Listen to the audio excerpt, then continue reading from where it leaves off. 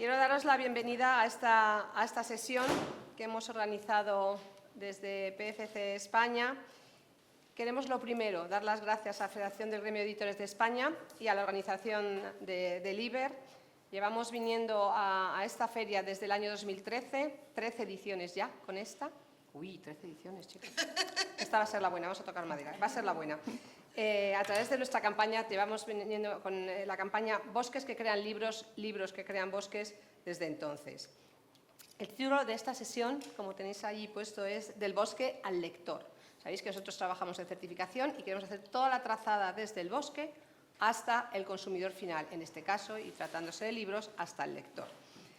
Del bosque al lector, legalidad, trazabilidad y el desafío del reglamento EUDR en el libro. Y decimos desafío porque esto es un desafío y yo creo que los que estáis en la sala no tengo que aclararoslo y a las que estamos aquí sentadas tampoco necesitamos más aclaración de aquello del desafío.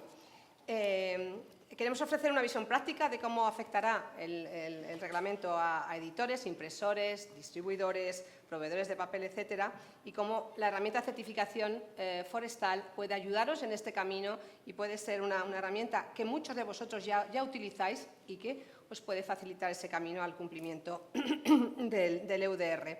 Así que vamos a ver qué aporta el sector PEF en el sector editorial. Tenéis a nuestras ponentes de hoy.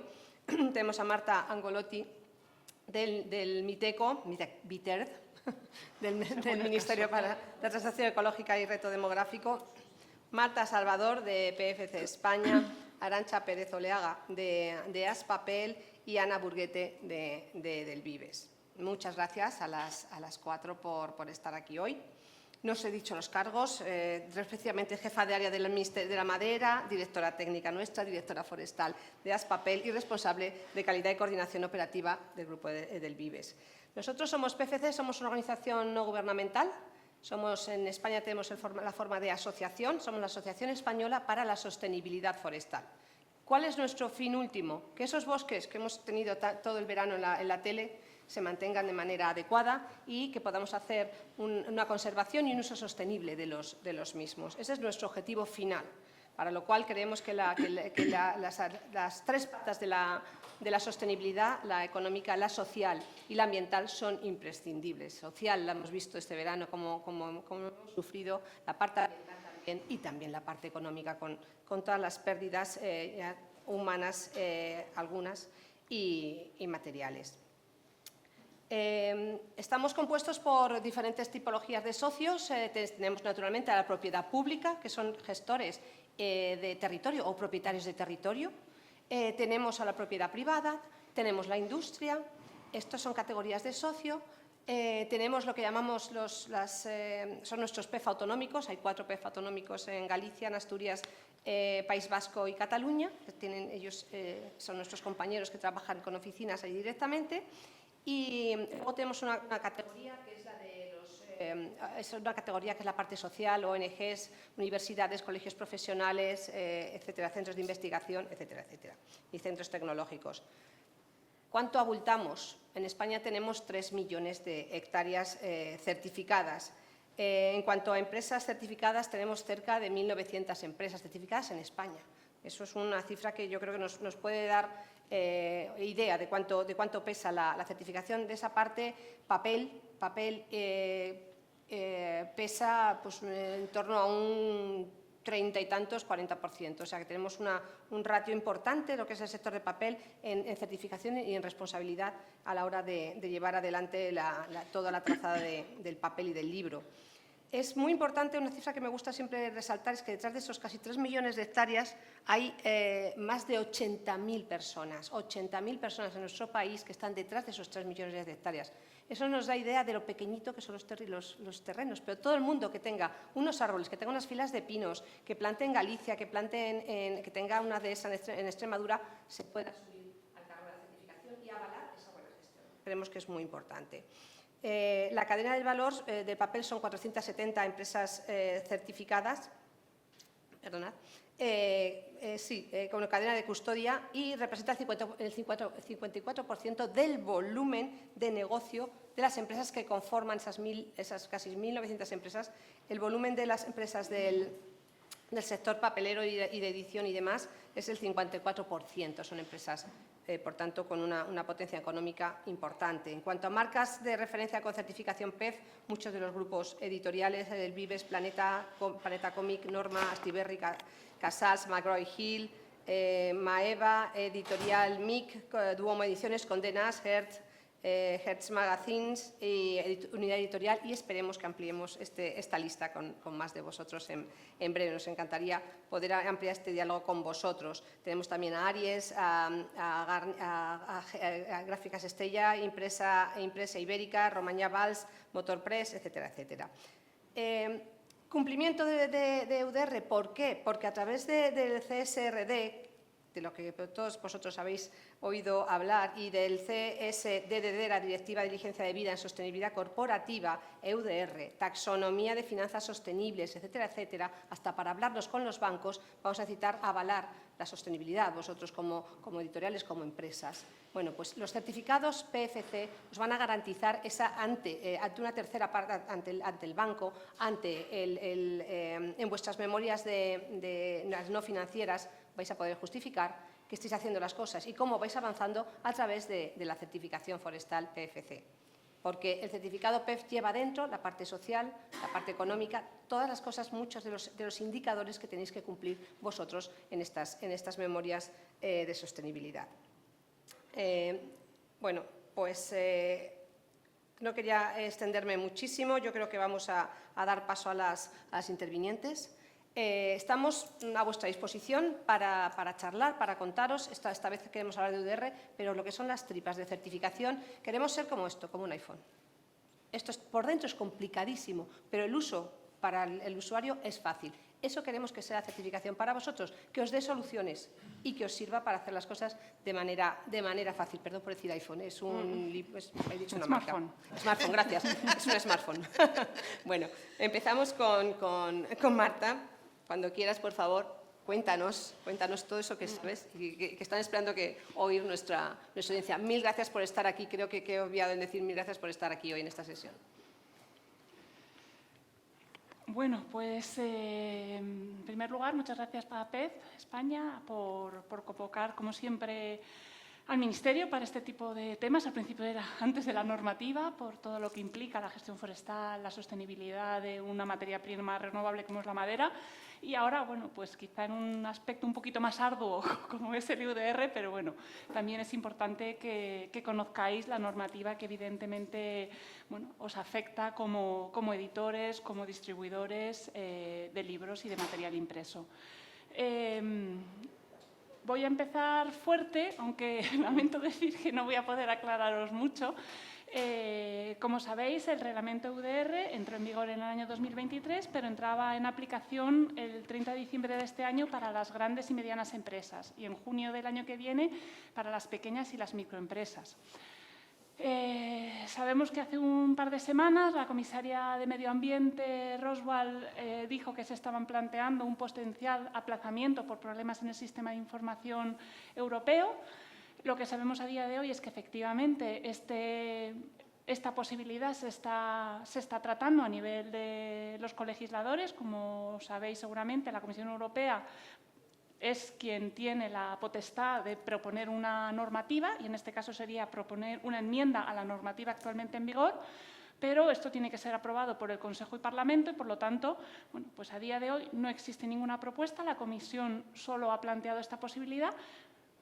No sabemos en ese sentido ahora mismo qué medidas concretas va a haber, porque no hay nada publicado, pero sí sabemos que actualmente la Comisión Europea está hablando bilateralmente, tanto con el Parlamento como con la presidencia del Consejo, que es la presidencia danesa, sobre posibilidades, no solo de aplazamiento, sino también posibles cambios que promuevan un poquito la simplificación del EUDR, ¿no?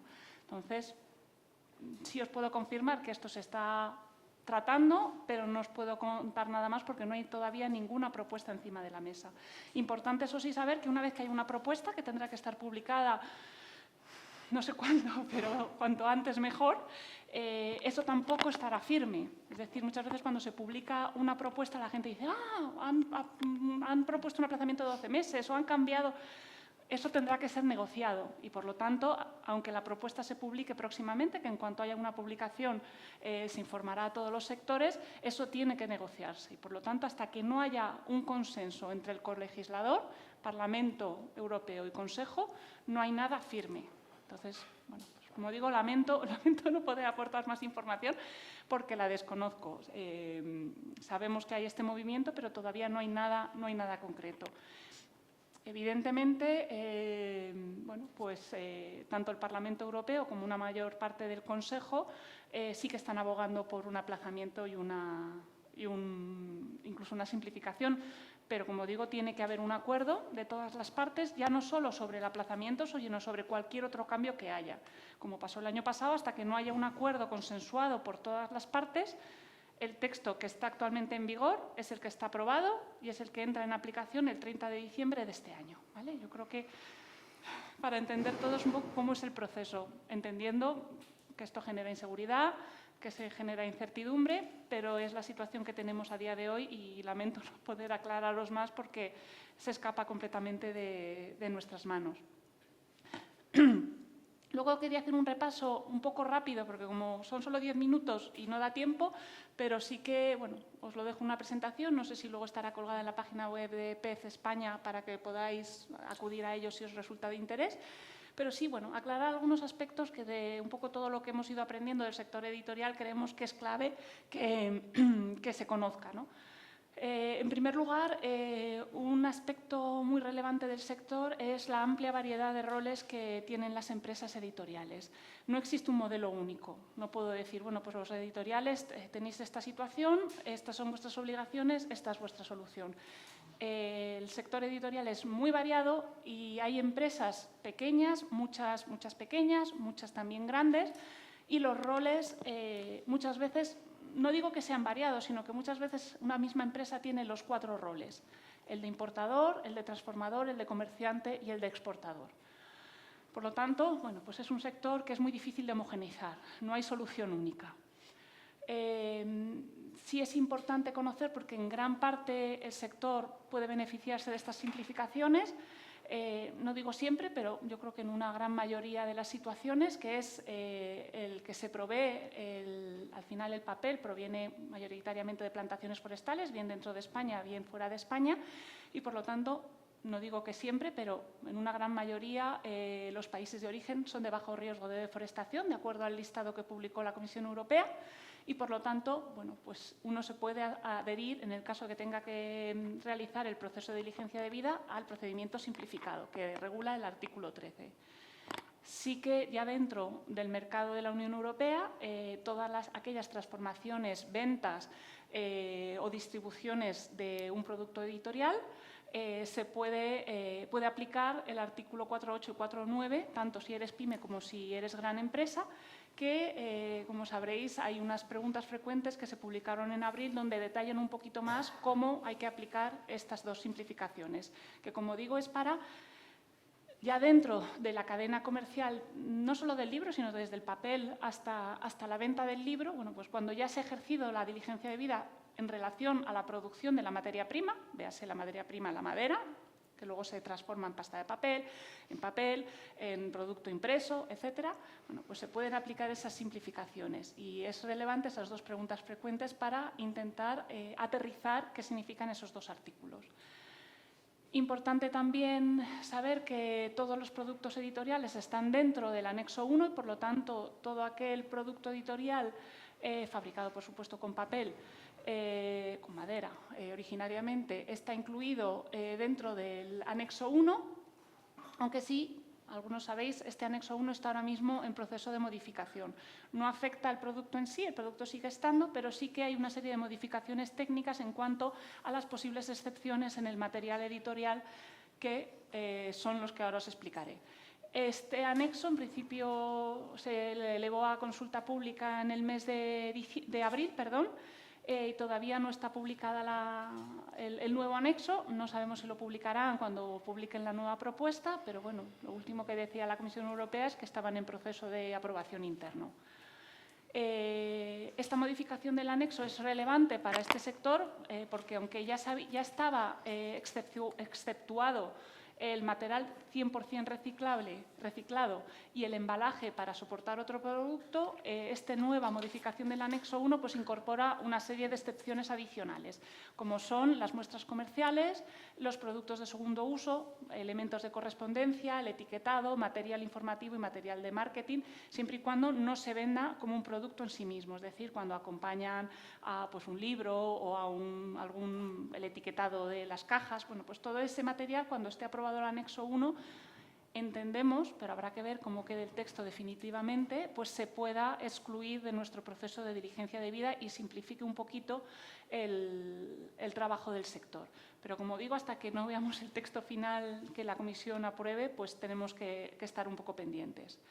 Otros aspectos claves, en este caso, sobre todo porque la madera al final es un producto forestal, el papel, el producto editorial proviene de un aprovechamiento forestal, pues aquí os indico algunos aspectos que son importantes conocer, sobre todo para aquellos que ejerzáis la diligencia debida desde la materia prima, es decir, aquellos que no estéis comprando el papel a un tercero, sino que estéis, por ejemplo, importando el material desde terceros países y tengáis que ir hasta el origen de la materia prima, pues aquí hay aspectos muy relevantes. Bueno, desde el punto de vista de qué se considera deforestación y qué se considera el paso de una superficie forestal a una superficie agrícola, es importante leer el documento de orientación en el apartado 11, donde, además de explicar qué es un uso agrícola, qué es un bosque, qué situaciones no están tan claras, pues también, por ejemplo, avala determinados cambios de uso que a efectos estrictos serían deforestación, pero que por otras condicionantes están permitidos. Pues estamos hablando de medidas de protección de incendios forestales, medidas de restauración de la naturaleza, cambio de uso para, por ejemplo, usos energéticos. Bueno, pues es importante este apartado para entender cuándo determinadas transformaciones de masas forestales son compatibles con el EUDR, aunque literalmente podrían suponer un incumplimiento en cuanto al concepto de deforestación o de degradación forestal. Y bueno, también algunas preguntas específicas que están en las preguntas frecuentes sobre los aprovechamientos forestales que, para aquellos, como digo, que os proveáis directamente de un aprovechamiento, de una plantación forestal, necesitáis conocer. Aquí listo también, ya me estoy pasando, o sea, no pero tienes 3. Sí. Nuevamente aquí no voy a poder entrar en detalle, pero sí que lo tenéis en la diapositiva, una serie de preguntas frecuentes que yo entiendo que es de especial relevancia conocer para el sector editorial. Destaco el aspecto de presentación de declaraciones de diligencia debida y dos preguntas frecuentes, las 5.19 y la 5.20, donde estas preguntas frecuentes, dentro del marco de lo que nos exige la normativa, pues nos da una serie de pistas o de posibles flexibilidades en cuanto a cuándo y cómo puedo realizar una diligencia debida. Entonces, es importante que entendamos, que leamos esta pregunta frecuente y, por supuesto, que entendamos cómo funciona el sistema de información europeo, que se aprobó en el mes de diciembre del año pasado el reglamento de ejecución que regula cómo funciona este sistema de información europeo a efectos operativos y a efectos legales. Entonces, bueno, aquí hay muchos aspectos relevantes, también la pregunta 9.1 sobre el periodo de transición, sobre si hay una PYME delante o no hay una PYME delante, cómo funcionan las referencias y los números de verificación, que entiendo que para el sector también es importante saber que hay dos números, que no solo hay un número, sino que hay dos, y que estos dos números tienen que ir de la mano. Y, bueno, por supuesto, temas de embalajes, temas de cuándo hay un suministro, cuándo no, cuándo hay una transformación y, por lo tanto, soy operador y cuándo soy comerciante porque no hay una transformación dentro de mi código arancelario. Bueno, pues esto es un poco un recopilatorio. No digo que las otras preguntas no sean importantes, pero creo que estas son especialmente relevantes para este sector. Por supuesto, y aquí ya sí que no voy a entrar porque va a poder hablar Pez detrás mío, la función de las certificaciones forestales dentro del EUDR están también explicadas dentro del documento de orientación. Las certificaciones forestales, FSC, PEF o cualquiera para otros productos que pueda haber, sirven para la aplicación del EUDR, pero, eso sí es importante saber, no sustituyen el ejercicio de diligencia debida, pero bueno, sí que pues pueden facilitar la labor del operador. Y bueno, destacar por último el régimen de transición, todo esto entendiendo las fechas que hay actualmente publicadas, y bueno, pues hay en el apartado 3 del documento de orientación y en una de las preguntas frecuentes también se explica mucho el proceso de transición, sobre todo cuando estamos hablando de productos EUTR. Con un pequeño matiz, el producto editorial no estaba regulado en el reglamento EUTR y, por lo tanto, no es un producto EUTR. Y, por lo tanto, importante, entrará en vigor los productos EUTR que no tenían esos 6 meses de aplazamiento, no aplicarían para el sector editorial. Es decir, seríais de los pocos productos derivados de la madera, digamos, beneficiados de esos 6 meses adicionales que no tienen otros productos de la madera EUTR. Perdonad que sé que voy muy rápido y son muchos conceptos, pero no da tiempo a entrar en tanto detalle. Pero bueno, en el documento de orientación y en la pregunta frecuente hay más detalle. Y ya por último, y acabando, Ana, bueno, pues detallar un poco los trabajos que estamos haciendo. Yo creo que aquí tampoco es necesario que entremos en mucho detalle. Como sabéis, se está tramitando un anteproyecto de ley que se quiere finalizar y lanzar a lo largo de este año, que esté en el Parlamento antes de final de año. De momento nosotros vamos a seguir, en tanto no haya modificaciones de calado en la norma, de momento se ajustaría, independientemente de los plazos que haya finalmente de aplicación.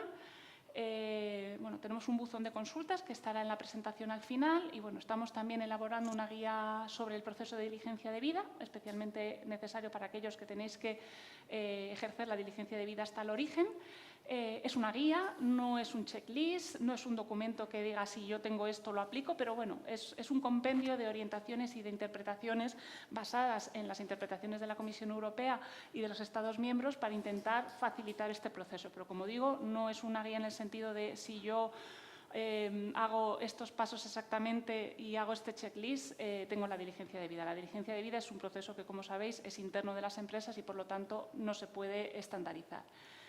También hay documento de orientación que se está trabajando con los sectores para intentar desarrollarlo a las materias primas. Estamos intentando trabajar con el sector productivo, hacer un análisis del sector productivo forestal en colaboración con Aspapel y bueno, estamos también preparando información territorial de interés para lo que es la aplicación del concepto de deforestación para aquellos aprovechamientos forestales que se den dentro de España. Intentamos con la información a nivel científico, estadístico y técnico que tenemos en el Ministerio, bueno, pues ponerlo a disposición de los operadores. Y ya está, solo son un par de diapositivas con un montón de enlaces, con muchísima información que, bueno, aquí tenéis disponible para cuando lo necesitéis. Muchas gracias, Marta.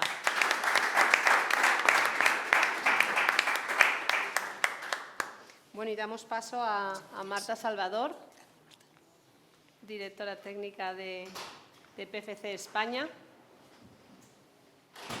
Ella es la que trastea por dentro con el iPhone para que luego se hagan las cosas facilito.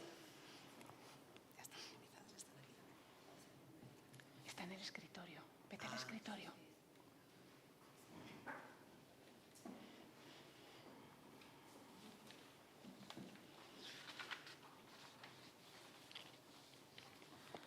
Perfecto.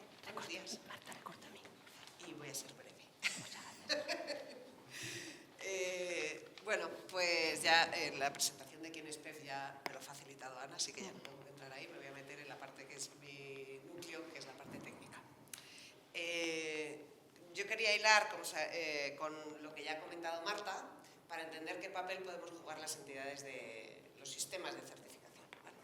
Entonces, el reglamento este es EUDR, pero veníamos de uno anterior, que era el EUTR, que al sector editorial, a los libros no le afectaba, pero que al resto del sector sí. Entonces, tenemos ya una experiencia aplicando un sistema de diligencia de vida, hicimos un modelo de un sistema de diligencia de vida adaptado al EUDR. Y yo creo que cuando uno lee el reglamento, lo primero, lo que a mí me llama la atención o me define qué quiere decir el reglamento es esta frase. Antes, la palabra antes es muy importante, de introducir en el mercado productos pertinentes, entonces esa es otra parte muy importante, o antes de exportarlos, los operadores, y ahí entramos quién es operador, qué funciones jugáis, esos distintos papeles que podéis jugar dentro del reglamento, ejercerán la diligencia de vida. ¿Vale? Esos 4 son para mí los elementos claves, que es lo que te hace entrar en el reglamento. Antes, la palabra antes es porque tú tienes que hacer todo eso antes de poner nada en el mercado. Es decir, antes de comprar una materia prima, tú tienes que tener garantías de que esto lo vas a poder poner en el mercado. Por tanto, antes tú hacías todo esto y lo comunicabas al ministerio o a la comunidad autónoma correspondiente cuánto habías puesto en el mercado el año anterior y ahora es antes de ponerlo en el mercado.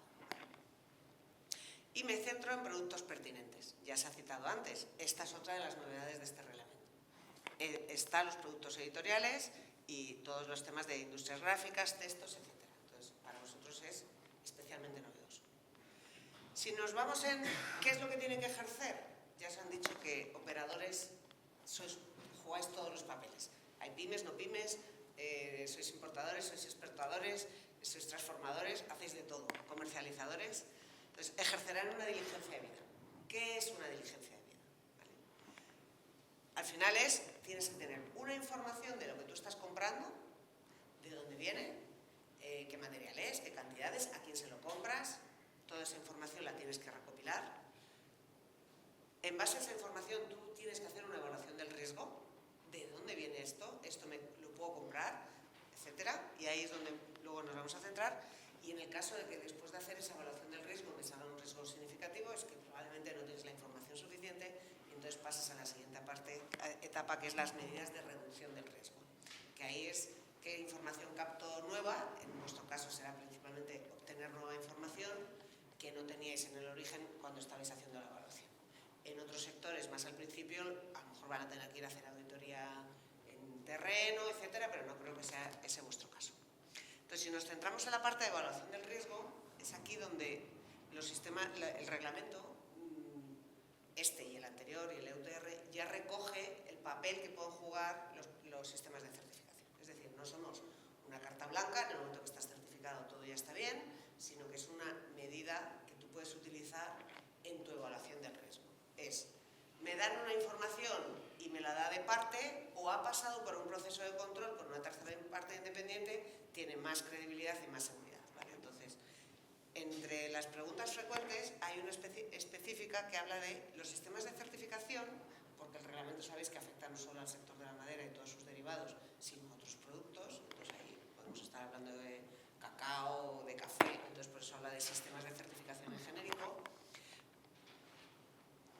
Por los miembros de la cadena de custodia para contribuir a su evaluación del riesgo. Por eso me centraba en esta. Cuando haces la evaluación del riesgo, que el producto venga certificado te da unas garantías extras. Dice, en la medida que la certificación cubra la información necesaria. Es decir, no todo sistema de certificación vale, sino que tiene que estar preparado para EUDR. ¿Vale? Y como ha comentado Marta, en el último documento de orientación especifica qué tiene que cumplir un sistema de certificación para dar respuesta al EUDR y lo clasifica claramente, ¿vale? Entonces, en este proceso, cuando se publica el reglamento, lo primero que hace PEF es una evaluación de qué tenemos en nuestro sistema, tanto en los requisitos de bosque como en los requisitos de qué información capturamos, como la forma de hacer un sistema de licencia de vida, y vamos analizando esa información que teníamos que cumplir y complementándola. En el caso de bosque, en España hemos cambiado la norma UNE y hemos introducido las definiciones del reglamento. Y en cadena de custodia, ¿qué hemos hecho? Es decir, todas las empresas del proceso de transformación de compro una materia prima y vendo un producto, ¿qué tienen que cumplir? Hasta ahora ha sido solo la norma de cadena de custodia, que incluía un apéndice para cumplir sistema de licencia de vida adaptado a UTR, y ahora hemos hecho este módulo específico para cumplir un sistema de licencia de vida adaptado al EUDR. Entonces, ¿qué es lo que establecemos aquí? Las pautas de qué es lo que tendría que tener un sistema de licencia de vida. Y entonces es como un modelo a seguir para todas aquellas empresas que queráis cumplir el sistema de licencia de vida. Y establecemos como etapas la recopilación de la información. He marcado en gris los 3 elementos base de un sistema de licencia de vida, pero hay otros elementos que son también muy importantes, ¿vale? Entonces, los principales son recopilar información, riesgos evaluación de riesgos y la reducción. Eso ya lo hemos visto antes. Pero también hay que añadir preocupaciones justificadas. Si yo recibo una queja, ¿qué hago con ella?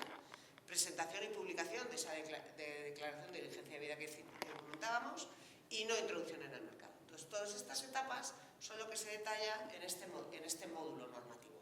Es un módulo que tú, si quieres, lo aplicas. Se puede aplicar a escala nacional y a cualquier país y a cualquier empresa. Es más, la primera que se ha certificado es una empresa de Camboya, un fabricante de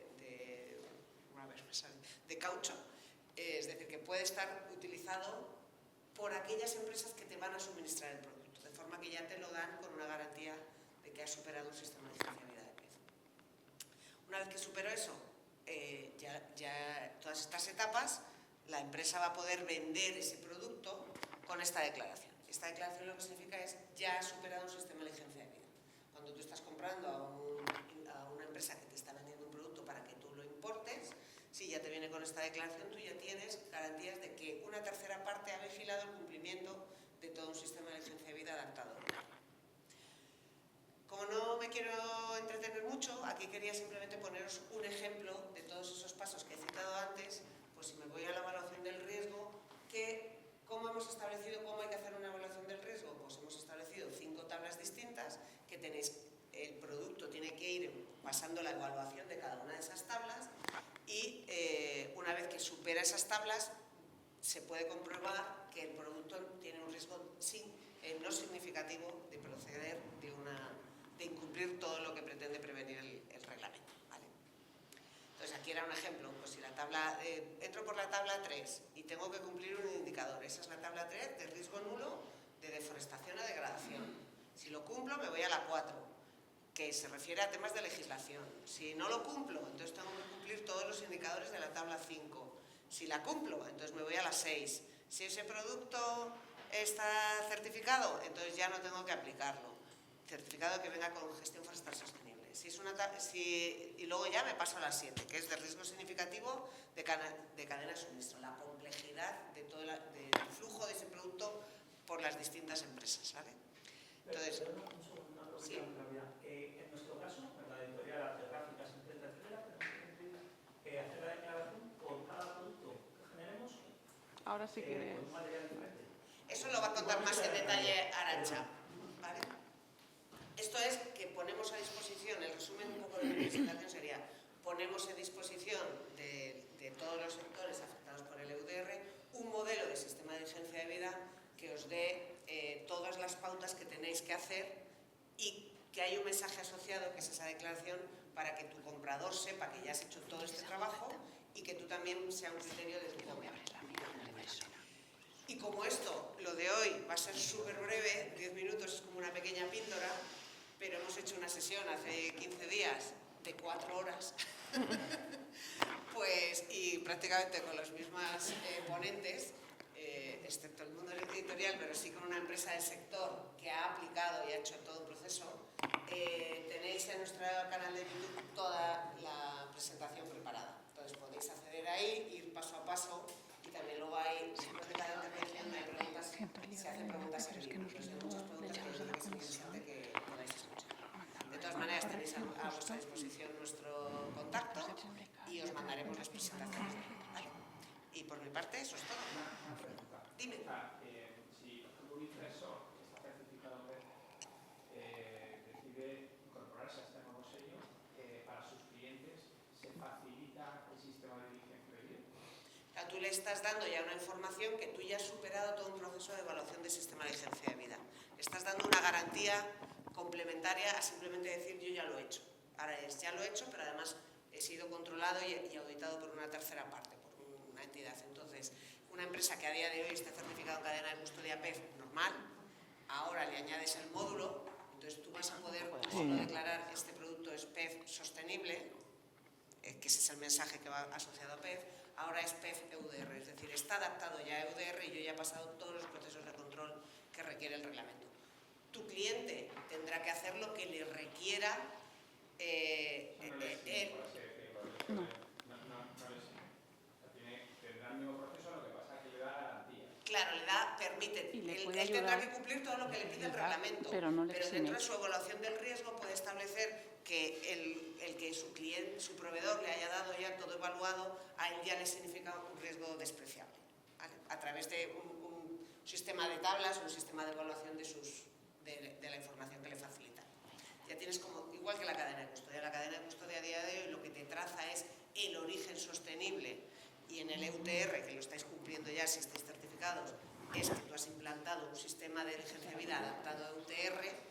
Esto lo que te da la garantía es que está adaptado al EUDR, por lo tanto tú ya le estás dando sostenibilidad y legalidad adaptada a todo lo que requiere EUDR.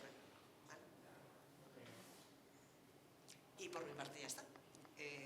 Pues muchas gracias, Marta. Muy claro. Sentimos la brevedad de las intervenciones, pero el formato que teníamos es este, había que aprovecharlo. Arantxa Pérez Oleaga, que es la directora Buenos forestal de días. Aspapel, Bueno, va a aterrizar aún más a vuestro sí, sector. siguiente Ahí. sprint, ¿vale? Un momento, perdóname un momentito. Sí, sí. Si nos permitís, hemos mirado que en sala hasta las 12:30 no hay otro. Por lo tanto, yo creo que nos podemos alargar 10 minutillos, 15, si os parece bien a vosotros. ¿Tú tienes disponibilidad? Estoy en la de las 12:30. Hasta las 12. Hasta las Entonces, 12:30. podemos ir 10 minutitos Vamos así a más, si os casi parece doblete. bien. Así que, bueno, nada, buenos días. Gracias a PEF por la oportunidad. Un breve sprint de soy una empresa, la que sea, una editorial, una gráfica, un poco cómo empiezo a pensar, cómo implemento y cómo aterrizo todo lo que nos han ido contando, ¿vale?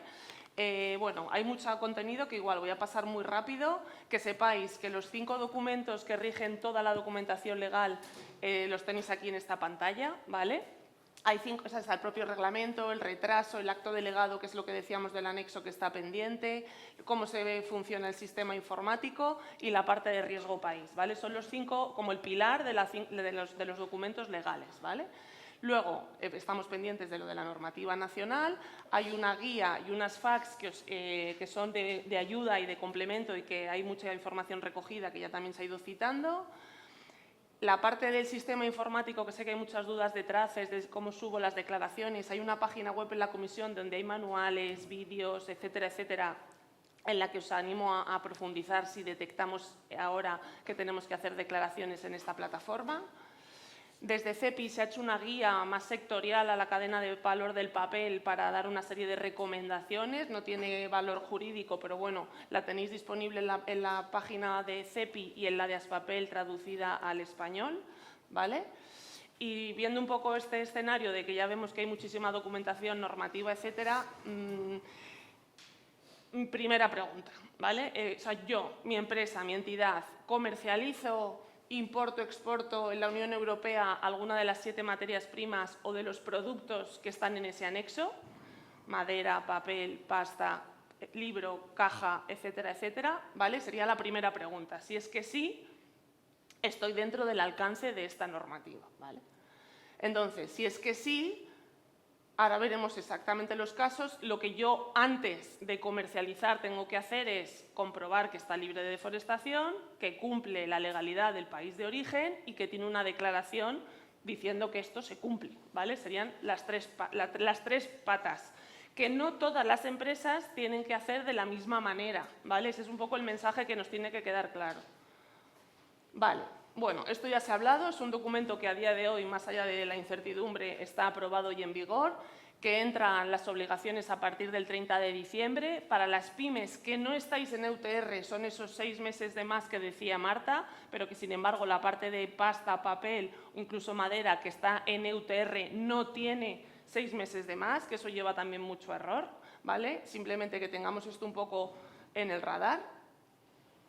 Profundizar en que en el anexo 1, donde están bien recogidos los productos que están dentro del alcance, hay que trastear con él, más allá de que estamos pendientes no de cambios significativos, sino de matizar el lenguaje para que no haya dudas, que nuestros... A ver si soy capaz. Vale. Se ve muy mal, no lo veis aquí, ¿vale? Pero todos los productos vienen con un código delante, ¿vale? Del sector madera viene con 4 dígitos, pero en el sector nuestro viene 47, 48 y 49, ¿vale? Esto es fundamental porque luego en la pregunta de ¿soy operador o soy comerciante? La respuesta va a ser ¿modificas los códigos del anexo 1? Si yo, da igual que esté en el código 49, que compro papel, lo imprimo y lo vendo y sigue siendo 49, no he modificado el código que viene en el anexo 1, entonces soy comerciante, ¿vale? Esto es súper importante tenerlo identificado, ¿vale? Más allá de identificar que los capítulos enteros están dentro del alcance, ¿vale? Bueno, un ejemplo, pero para que veáis que por mucho que yo modifique un 4802 en un 4808, seré comerciante, porque no modifico el 48, ¿vale? No soy transformador. Vale. Aclaración, todo lo que es 100% reciclado está exento, pero si yo meto 90% reciclado y 10% de fibra virgen, para esa fibra virgen estoy dentro del alcance y tengo que hacer esto, ¿vale? Entonces, a lo mejor puedo tener productos 100% reciclado que no están, pero uno de mezcla que sí. Ese tipo de cosas también ya hay que ir empezando a identificarlas, ¿vale? Perdonad la celeridad, ¿eh? El tema de código de envase, esto es súper importante. El que fabrica e introduce en el mercado una caja, un palé, una bolsa, un saco, está dentro del alcance. El que la usa para transportar otra cosa es el que ya no está en el alcance. Ojo, si yo importo de fuera de la Unión Europea e introduzco en el mercado cualquiera de estas cosas, también la estoy introduciendo en el mercado y también me aplica el reglamento, ¿vale? Son ideas muy claves, muy rápidas, pero para que vayamos pensando en qué comercializo y qué introduzco yo en Europa de este tipo de cosas y cómo me puede afectar o no. Se ha dicho antes, pero para mí la siguiente pregunta clave, si ya estamos aquí y sabemos que estamos en el alcance, es ¿mi empresa qué es? No, error. Mi empresa o mi entidad, ¿qué roles juega dentro de UDR? Porque lo más seguro es que sean varios, ¿vale? Entonces, eso de yo soy pyme, operador intermedio, es muy difícil que siempre seas esa categoría. Entonces, vamos a intentar averiguar qué roles jugamos cada uno. En función de esos roles vamos a tener unas obligaciones diferenciadas y como yo siempre digo que esto es como un trabalenguas de las Ds de dedo, ¿vale? Un poco identificar estas tres categorías, es decir, yo tengo que tener, si estoy en el alcance, tengo que tener un sistema de diligencia debida, que es un protocolo, un tablero de juego, ¿vale? ¿A quién compro? ¿Qué suministradores tengo? ¿Están certificados? ¿Son europeos? ¿No? Transformo, comercializo, vendo. Ese mapa, ¿vale? Ese marco de procedimientos y qué información tengo que ir pidiendo y cómo lo voy a hacer es mi marco. ¿Sobre qué? Sobre mi negocio en general dentro del alcance, ¿vale? ¿Para qué? Para luego bajar al siguiente, que es ejerzo la diligencia debida sobre mis suministros. Tengo que pedir información para saber lo que estoy comprando, ¿vale? Entonces, hago los tres pasos de pedir, evaluar, o sea, de pedir información, evaluar el riesgo y mitigarlo, a no ser que venga de un país de riesgo bajo, que entonces aplico la simplificada y me quedo solo en el paso de pido información, ¿vale? Para algunos productos tendré que hacer esta, a lo mejor, y para otros esta. También dependerá de mi materia prima, de mi proveedor en cada caso, ¿vale? Para que veáis que no hay fórmulas exactas siempre. Y una vez que yo ya tengo mi tablero de juego, mis suministros con la información y viendo que cumplen esto, ¿yo qué hago? Transformo, comercializo, importo. Ese tipo de cosas ya van en función de qué declaraciones tengo que hacer yo de lo que introduzco en el mercado, ¿vale? Entonces, estos tres casos los tenemos que tener como bien identificados para que cuando luego veamos qué obligaciones tenemos, entendamos qué significan, ¿vale? Vale, entonces, más allá de eso, que ahora veremos, súper importante, ¿soy pyme o no soy pyme? Y luego, ¿qué rol como operador o como comerciante juego? ¿Por qué? Porque si yo introduzco en el mercado, es decir, si importo, si produzco madera, que aquí no es el caso, o si comercializo, o sea, o si transformo, ¿vale? Voy a jugar el rol de operador. Pero también es súper importante identificar si soy primer operador o operador intermedio. Para todos los casos en los que yo importe algo de fuera de la Unión Europea, juego el rol de primer operador. Y para los demás, que yo compro algo a un europeo que ya ha aplicado EUDR sobre mi suministro, juego el rol de operador intermedio, por decirlo de alguna manera, ¿vale? Sí, transformo esos códigos, porque si no los transformo, lo que hago es jugar el rol de comerciante. Compro algo que ya está en la Unión Europea aplicada a EUDR, lo recorto, lo imprimo, lo pongo un adhesivo, cualquier cosa y lo vendo, pero no he cambiado el código, juego el rol de comerciante, ¿vale? Entonces, a veces jugaré el rol de primer operador porque importo, otras veces transformaré y seré operador intermedio, otras veces comercializaré. Vale. Pyme o no pyme, EUDR dice que es en función de esta normativa. Entonces, bucead, porque casi esto es más importante que si soy operador o comerciante, para que os hagáis una idea, ¿vale? Entonces, esto es fundamental identificarlo. Y si sois un grupo grande, realmente lo que realmente hay que mirar es tu CIF, ¿vale? Por mucho que estés en un grupo empresarial, si tú eres una pyme, te aplica sobre tu empresa individual, ¿vale? Y aquí viene, ¿vale? Entidad jurídica individual es la determinante. ¿Por qué? Porque si soy primer operador, en este caso me va a dar igual el tamaño que sea. Cualquiera que importemos que estemos aquí de fuera de la Unión Europea, adentro soy primer operador. Y el resumen es que tengo el paquete de obligaciones completo, incluida la geolocalización. Da igual que esté importando madera, pasta, papel, libro, caja, que tengo que bucear hasta el origen, verificar que está libre de deforestación, que cumple la legalidad y que geolocalizo en la plataforma Traces, ¿vale? Tenéis aquí el desglose, que no me puedo detener hoy, disculpad, pero lo tenéis aquí. Si no introduzco en el mercado por primera vez, soy no pyme, soy grande, da igual realmente que sea operador o comerciante, porque voy a tener, aquí se ha desplazado, perdonad, el paquete de obligaciones completo, pero basado en las declaraciones y en la diligencia debida del anterior. No tengo que bucear hasta la geolocalización, ¿vale? Esto es importante. Me basaré en las declaraciones de mis proveedores. Y luego ya, si soy pyme o bien operador o bien comerciante, tendré un paquete de obligaciones muy simplificado, ¿vale? Tendré que tener mi sistema, tendré que tener responsabilidad de lo que sea, pero no voy a tener que tener obligación, sobre todo, de ejercer la diligencia debida ni de declarar en el sistema informático europeo. Podré coger declaraciones, si me lo pide la autoridad competente, darlas, y si me lo pide mi cliente, pasarlas. Pero no tengo obligación, si soy pyme, tanto operador como comerciante, de hacer esto en Traces, ¿vale? Igual. Esto es un cuadro muy casero, pero para que veáis, primer operador, aquí, si importamos, por favor, súper importante, da igual que sea pyme que no pyme, que todo, incluida geolocalización. Si soy operador intermedio comerciante, ya va a primar más si soy pyme o si no soy pyme, ¿vale? Insisto, perdonad la velocidad, ¿eh? Esto también es súper importante, ¿vale? ¿Por qué? Porque vamos a tener un plazo, imaginemos que esto está aprobado en vigor y empieza el 30 de diciembre, vamos a tener hasta el 30 de diciembre del 28 en un periodo en el que vamos a convivir con productos EUTR y EUDR, y aunque vosotros estuvieseis la mayoría de editoriales fuera de EUTR, vais a comprar pasta, papel, etcétera, etcétera, que aun haciéndolo a lo mejor en abril del 26 o en abril del 27, no tenga obligación de EUDR.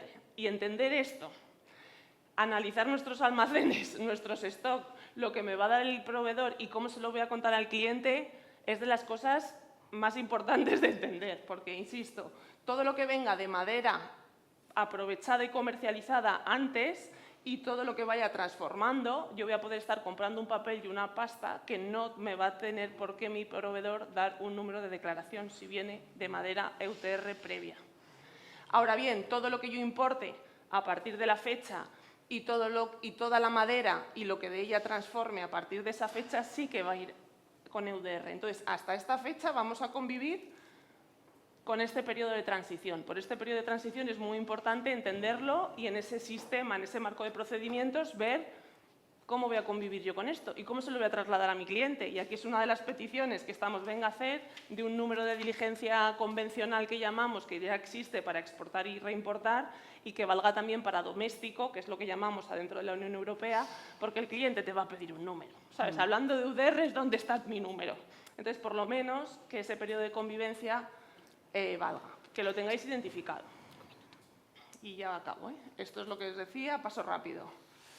Y perdonad, si detectamos que tenemos que hacer las declaraciones, por favor, hay que generarse un usuario, que no es fácil.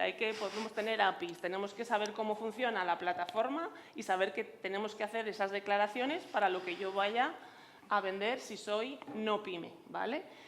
Aquí es para que hay un cuadrito que el primero, si quiere ocultar la geolocalización, puede ocultarla, con lo cual el mensaje es: la geolocalización no va a viajar por las cadenas de valor, no hay que pedir la geolocalización, ¿vale? Esto que lo tengamos claro.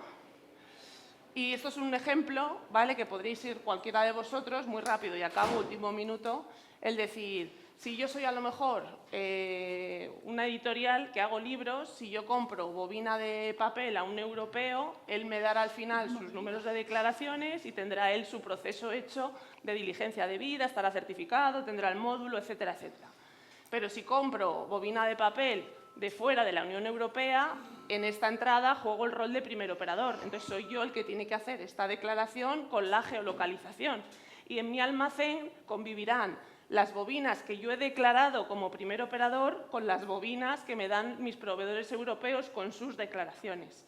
Las mezclaré de la forma que sea y podré decidir cada cuánto hago declaraciones, si es por lotes, si es por semana, si es por mes, pero lo importante para hacer mis declaraciones es que yo tengo que tener la información de lo que voy a juntar para crear otra cosa, para entendernos, ¿vale? Y puedo declarar incluso por exceso, porque yo no voy a saber que de esta bobina hago este libro. Entonces puedo decir, de todas estas bobinas voy a hacer todos estos libros.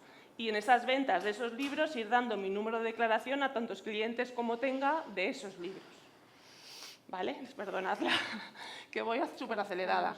Y luego, esto soy no pyme, ¿vale? Entonces tengo que hacer declaración sí o sí de mis productos que pongo en el mercado. Si estos libros se los vendo a una grande que es comercializadora, que compra libros y vende libros, a día de hoy, como es no pyme, tiene obligación de coger las declaraciones de su proveedor y volver a declarar los mismos libros para poder venderlos.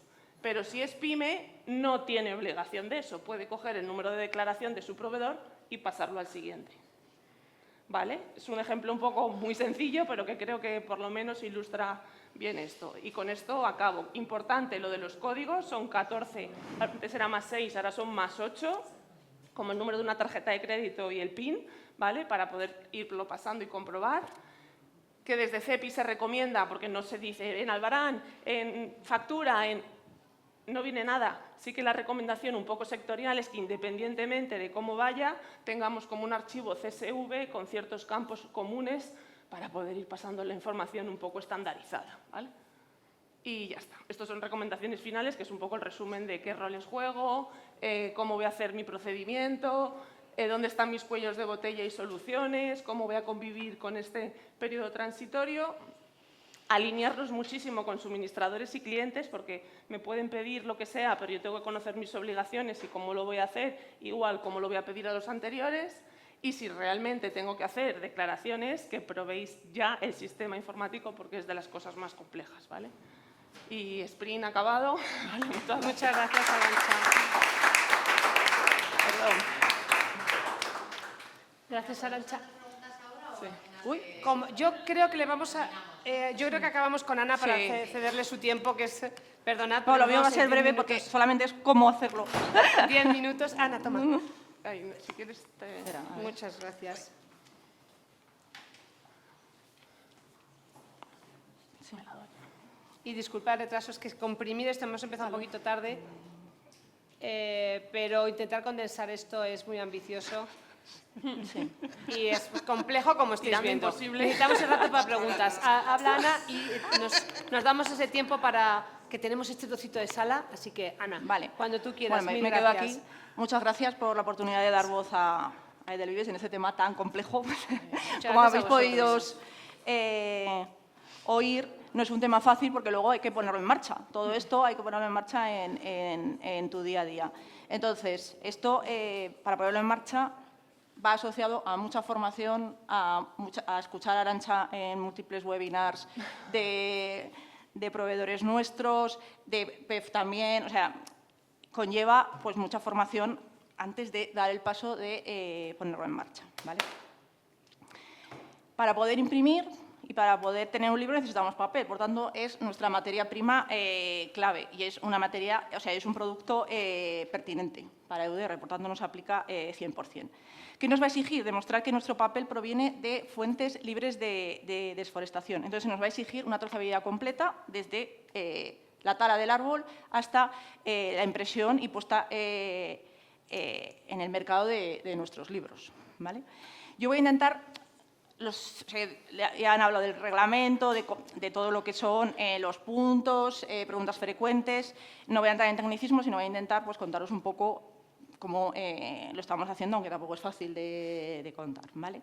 Entonces, una de las cosas que ha contado Arantxa es que lo primero que tienes que ver es quién eres en el UDR. En este caso, Edelvives es una gran empresa, por tanto, nos aplica, si no hay sorpresas, a partir del 2026. Y es un poco también lo que le comentaba Marta, porque esto de que se vaya a retrasar, pues también nos crea un poco de incertidumbre, porque al final, a los contrarios, se han puesto recursos, se han puesto en marcha muchas acciones para poder estar preparados para esa fecha, ¿vale? Entonces, bueno, tenemos claro que lo tenemos que hacer a partir de enero del 26.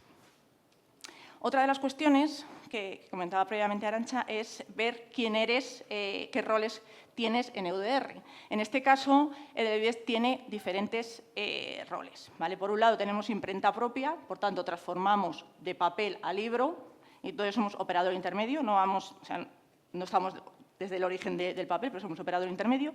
Y, por otro lado, somos comerciantes, ¿vale? Porque coeditamos, o sea, tenemos coediciones y se imprimen en otros sitios y, además, distribuimos de otras editoriales, ¿vale? De manera que tenemos como distintas vertientes. Por un lado, somos comerciantes y, por otro lado, somos operador intermedio al tener nuestra imprenta propia y también para terceros, porque imprimimos también para terceros, ¿vale?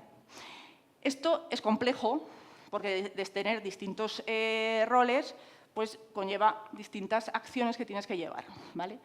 Para ponerlo en marcha, ya desde el principio se hizo un equipo multidisciplinar en Edelvives, donde hay distintos departamentos, compras para proveedores, comercial, porque están en contacto con los clientes, que nos demandan, nos preguntan, hay que darles respuestas de cómo vamos a poner esto en marcha, cómo le vamos a dar los números, etcétera, etcétera. Y, además, contamos con asesoría externa, porque necesitamos acotar y ver en cada rol que tenemos qué tenemos que hacer, ¿vale? Para eso necesitamos, pues, bucear en la legislación, en el reglamento, en todas las preguntas frecuentes que hay, que no es fácil, y ver hasta dónde podemos llegar, qué podemos hacer, cómo se hacen las declaraciones, etcétera. Entonces, no es... O sea, requiere tiempo ver cómo vas a poner en marcha todo eso. Entonces, al final, pues hemos optado por tener una asesoría externa que nos va guiando y acotando sobre todo en el cómo, porque lo importante es el cómo ponerlo en marcha, el qué ya nos han explicado, ahora cómo lo ponemos en marcha.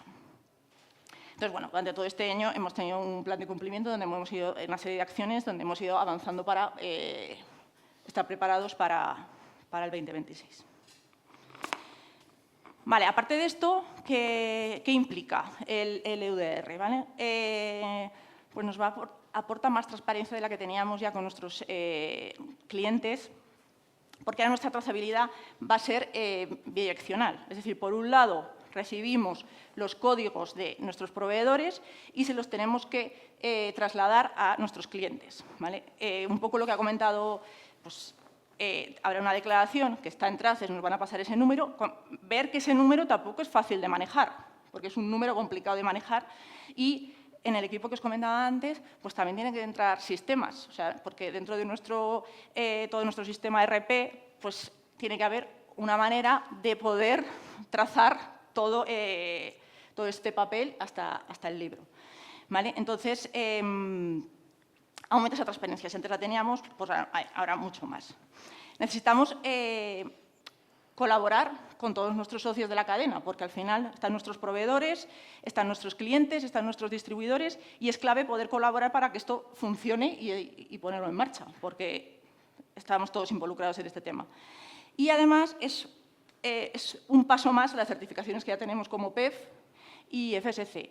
Tener una certificación como PEF pues, es una base muy importante porque ya contamos con todo lo que es la trazabilidad y nos auditan cada año, el papel con el que se hace cada libro. O sea, tú puedes coger cualquier libro que hemos impreso y con certificación PEF y ver en qué lote se ha hecho, de dónde viene, etcétera, etcétera. Entonces, tener esa base de PEF pues nos ayuda a luego adaptarla a las exigencias del EUDR, pero ya no partes de cero, ya estás partiendo de algo que es prácticamente lo mismo, sí, pero no, pero bueno, ya estamos trabajando con papeles certificados. De hecho, hay secciones en nuestra imprenta que solo trabajan con PEF, o sea que ya nos estamos asegurando que sí o sí viene de un origen sostenible.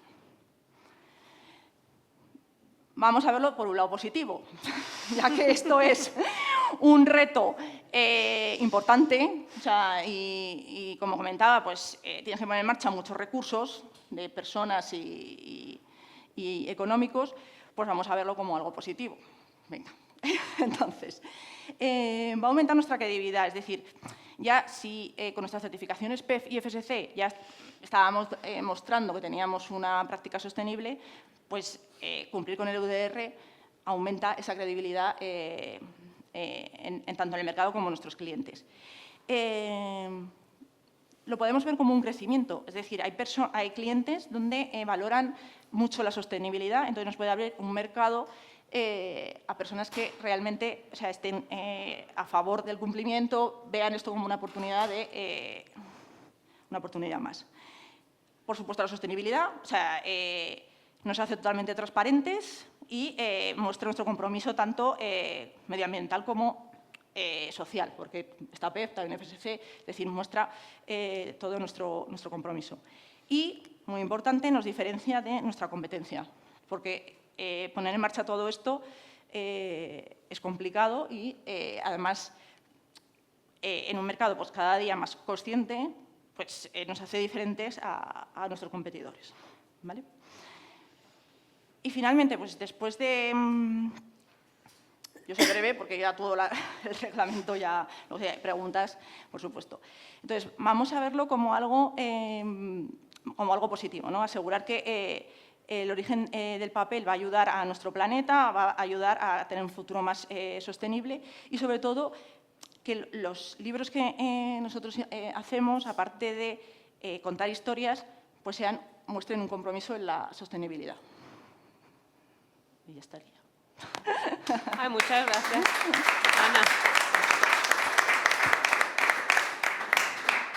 Muchas gracias, Ana, por la capacidad de síntesis que has tenido. Mil gracias porque nos has ayudado muchísimo. Ahora sí, ahora ya que han intervenido todos, ahora sí vamos a pasar al turno de preguntas. Por favor. Soy Ángeles Romanza del Grupo Anaya y la pregunta yo creo que es para Arantxa o para Marta, que nos preocupa un montón.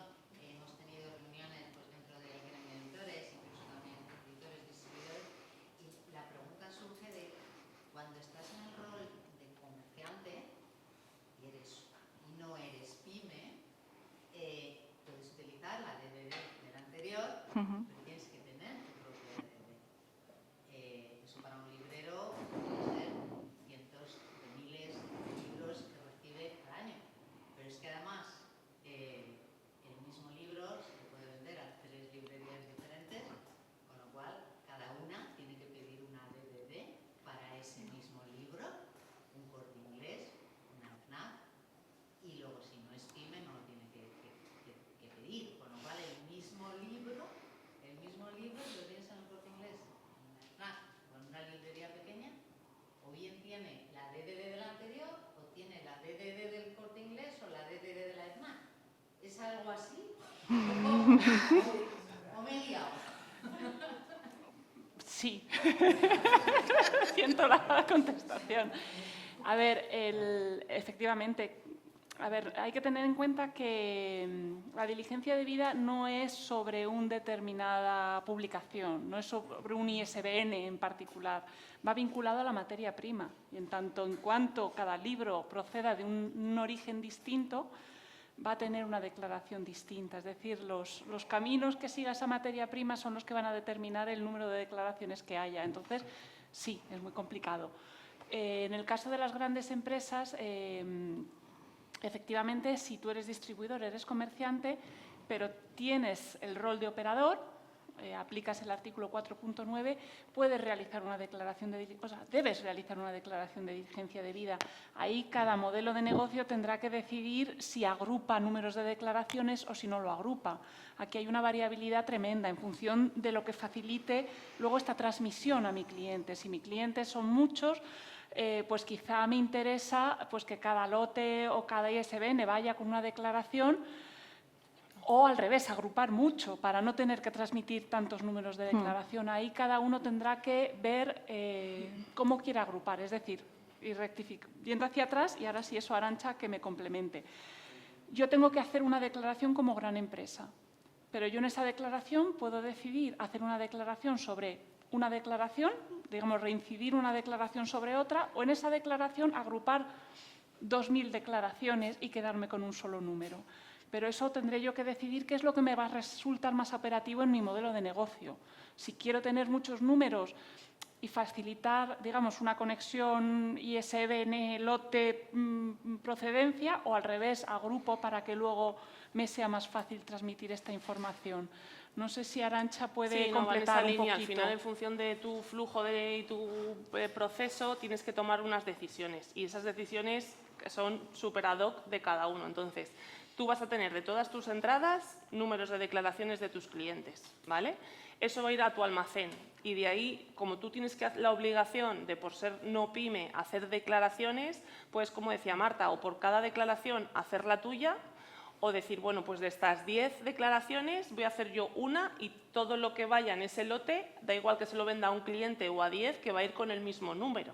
O sea, no tiene que ser una declaración por cliente. No es unívoco. Nosotros tenemos casos de fabricantes de papel, de etiquetas, o sea, de que además eso es otra derivada de lo que es el sistema de información de traces, pero tiene unos límites. Entonces, lo digo un poco en provisional porque esto van haciendo cambios, pero el último manual, el tope creo que eran 2.000 declaraciones de entrada para hacer tu declaración de salida. Pues a eso a empresas nuestras les es, o sea, nada. Entonces tienen ya procedimentado declaraciones en cascada de 2.000, una de esas 2.000, otra. O sea, no sé si me explico, porque es que es inoperativo a nivel de volumen de números. Entonces, con eso quiero decir que podéis elegir la forma más fácil que os sea para vosotros. Hay gente que a lo mejor es más pequeña, aunque sea no pyme, pero que prefiere por cada título una declaración, porque lo tengo trazado, soy capaz, en el almacén está en otro sitio y soy capaz de hacer eso. Prefiero, perfecto. Prefiero agrupar eso, de 2.000 en 2.000, ir haciendo declaraciones y unificar, y que las salidas sean los mínimos números posibles. Ya está. O sea, no, es imposible, no, esto no va a ir, lo que yo decía al principio, no va a ir trazado, este libro viene de esta bobina y de este palo. O sea, tú piensas que incluso a lo mejor, incluso en el primer eslabón, si fuesen madereros españoles, han pasado por 10 pymes que se han ido pasando códigos y que ha llegado un número de declaración de madera en rollo al de la pasta de papel. O sea, es decir, ese concepto de trazabilidad uno a uno no es EUDR. Realmente es que sí que todo vaya trazado, incluso en grandes agrupaciones, hasta una justificación de no deforestación y de legalidad. Pero que esa decisión es de cada uno, y la recomendación es que cuanto más sencillo tomemos nuestras decisiones, pues al final es más fácil, y que tiene que ir siempre ad hoc de tu volumen de producción, de tu negociado y de tu sistema operativo, de tu almacén. Ese tablero de juego que decía yo para pintar es fundamental para luego poder tomar decisiones, y que a lo mejor tomas unas decisiones y el mes que viene las has cambiado, porque es decir, que esto tampoco va a ser que la decisión que tomes hoy va a ser para siempre, sino que vamos a tener que ir aprendiendo a convivir con esto y viendo cuál es la manera más sencilla de proceder, pero que no hay una respuesta, no hay una fórmula perfecta. Pero lo que está claro, que era la pregunta que veía, o sea, los comerciantes, en este caso los libreros y los grandes, sí. Libro, tienen que hacer la declaración de vigencia de vida suya, agrupada, no agrupada, o como quieran, pero la tienen que hacer. De acuerdo al texto actual, sí. Veremos. A día de hoy sí. Y un matiz importante es, si hay alguna cosa que viene de fuera de Europa, se ejerce el rol de primer operador, que eso es todavía... En ese caso sí que estaba claro. Y, perdona, pero relacionado con esto, cuando se producen las devoluciones, que es algo habitual, masivo, el sector del libro cambia de manos. En ese caso, la casa del libro lo devuelve a Edelvives, a Naya o al distribuidor. En ese caso... No hay que hacer declaraciones. A ver, es importante entender un concepto. Una declaración lo que hace no es decir, yo estoy haciendo una transferencia de propiedad. No hace esa trazabilidad de yo vendo y ahora me lo devuelven. No es una trazabilidad comercial. Lo que dice es, mi producto está cubierto por el EUDR y cumple el EUDR. Entonces, si yo hago una declaración antes de vender y me devuelven producto, yo no tengo que decir, oye, que me lo han devuelto, declaración negativa. No, la declaración ya la he hecho, mi producto ya estaba cubierto. Si me lo han devuelto y yo lo vuelvo a vender a un tercero, ese producto ya está cubierto por una declaración, no la tengo que volver a realizar. ¿Vale? Tendrá el mismo. Tendrá el mismo, la misma mismo declaración. número que tú vendiste. El problema es que puede tener varios y no sé cuál es. Que no está vendido, es un depósito. Es en depósito o como hace reimpresiones y utilizas Sí. los papeles. Pero entonces eso es un número nuevo. Ahí sí que hay un número nuevo. Pero el que devuelve, no sé cuál es. No sabes cuál es. En almacén no sabes, qué papel ¿De cuál venía? cuál es la devolución y eso. Pues eso yo ahí no sé si Arantxa tendrá que estar integrado ese número en algún sitio, porque claro, si yo no pierdo, o sea, si yo pierdo el control de ese número, cuando me vuelva, lo tendré que integrar en algún sitio, que no lo sé. Ahí Eso ya tiene que me ver, pierdo eso un poco. debería, la teoría, que yo entiendo lo que decís perfectamente, la teoría dice que en tu sistema, en tu procedimiento, sí que tendrías que tener un poco identificados y un protocolo de cómo vas a hacer y saberlo justificar. O sea, que tomes la decisión que tomes, siempre y cuando tú la puedas justificar a que es un procedimiento que está dentro de la normativa, va a valer. Pero que puedes coger la declaración anterior, volver a hacer otra declaración que no es lo conveniente, pero que incluso podrías. Sí, por Siempre y favor. cuando, porque o sea, imaginaros, o sea, es que esto a lo mejor es liarlo más, pero en el sector madera, o sea, tenemos todavía, hay veces que tú declaras una madera que no has cortado y no sabes tampoco el volumen que te va a salir, o sea, que es que casuísticas hay de todos los colores. Entonces, en este caso, por lo menos, sí que es una ciencia cierta. Entonces, siempre y cuando tú tengas esa trazabilidad, insisto, que está tan abierto que siempre y cuando tú sepas defender luego tu procedimiento, en teoría vale. Que el 100% de tus productos. El protocolo. Tú vas a tener asociado a un SBN unos números. A lo mejor has hecho 5 partidas de ese tipo de libro. Cuando te vuelvan, tú las asocias a los 5. Pero que si has vuelto a editar con otro papel, tiene que ir Sí, otra. va a empezar. Eso es Lo importante importantísimo, es, ¿vale? Lo que se analiza es el papel, o sea, el papel es la materia prima, Tenemos independientemente el de título. que sea una publicación u otra. Tenemos De hecho- aquí otra pregunta. Ay, perdóname. perdón. Ah, no, acaba, No, acaba, no, no, no. acaba. Yo creo Acaba que ha y quedado le claro. damos la... Lo has hecho 5 veces distintas. Una consulta. Tendrás que hacer 5 números. Cuando te vuelvas será un conjunto, uno de esos 5. Es que no está demasiado claro aún. Alguna vez lo hemos consultado. Desde el Ministerio, Marta, ¿se está pensando en alguna herramienta que ayude a la gestión, sobre todo de las pymes? Igual que el Verifactu en el tema de la facturación electrónica, porque al final nosotros venimos de los gremios de industria gráfica, Madrid y Cataluña, tenemos un 90% de pymes y micropymes. Y lo que estamos viendo o previendo es un colapso del sistema administrativo para hacer toda esta trazabilidad. ¿Se está pensando, o cuando ya se vea la luz, en colaborar con las pymes para que haya algún módulo estandarizado? Es imposible, porque estamos hablando, vosotros me estáis hablando del gremio de las industrias gráficas, pero tenemos el gremio del chocolate, el gremio del café, el gremio, es decir, y aunque intentes homogeneizarlo, es imposible, o sea, lo puedes intentar, pero es imposible. Entonces, nosotros lo que estamos intentando es elaborar material didáctico, estamos intentando difundir para que se entienda, pero es imposible homogeneizarlo, porque además ya estaríamos hablando de un tema más de tintes comerciales, donde ni siquiera tendríamos competencias. Entonces, bueno, nuestra intención es intentar facilitar el interpretarlo, el dar herramientas interpretativas, pero no va a existir un módulo, porque lo que a vosotros os va a funcionar quizá no le funciona a otra empresa del mismo sector y mucho menos al aceite de palma, a la soja, al café, al cacao.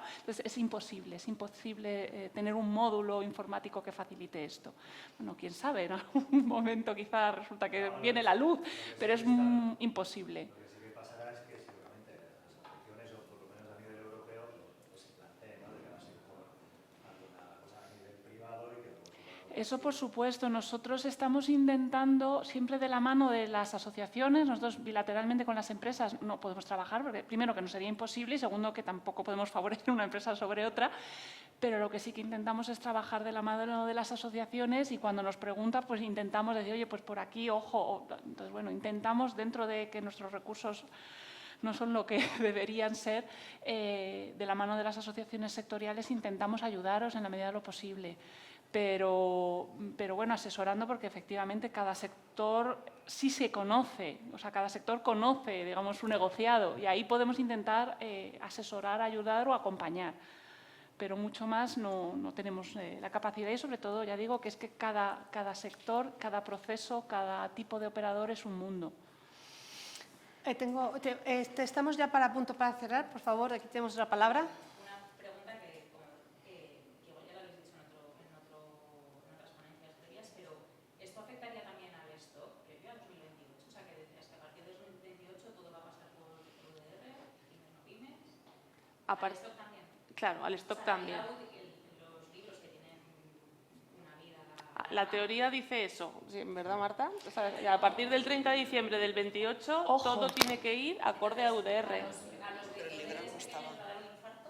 Sí. Porque les va a dar un infarto, porque muchas entidades son unipersonales. O sea, ¿cómo van a ellos trazar algo, o sea, libros pues, de hace 15 años para atrás, por ejemplo? Claro. Que son la verdad de derechos de autor, el máximo. Sí, el otro día estábamos con los muebles de madera, cosas así, que los textos son súper a largo plazo. Igual decían, ¿y con esto qué hacemos? Pues es que la teoría dice... A ver, si ya se ha introducido en el mercado, tenemos estos 3 años. Sí, sí, pero pues, a partir del 30 de Pero a diciembre partir del del 28. del 28 En principio, la guía de la comisión dice que todo tiene que ir acorde a UDR. Imposible. sí. Bueno, Si yo no creo se- que son temas que habrá que ir aclarando. Gracias por la pregunta, porque pone el foco en cuál es el caso de la capacidad de adaptación de todo el rango de empresas, de actores que tenemos en este caso. pensando. Y yo creo que tenemos que Ojalá que cerrar no, porque, porque ya perdonadme, está ahora, perdonad, ahora sí que tenemos que cerrar la sesión. Como veis, hay sentido de hablar sobre esto porque vamos sacando cada vez más, desmadejando. Es bueno que este panel de actoras que tenemos aquí hoy, de actrices en este caso, tenemos cada uno en nuestra capacidad, intentamos poner nuestro granito de arena en este tablero de juego que decía Arantxa. Esto es un estratego, hay que leerse, hay que ver cómo colocar nuestros peones en el tablero.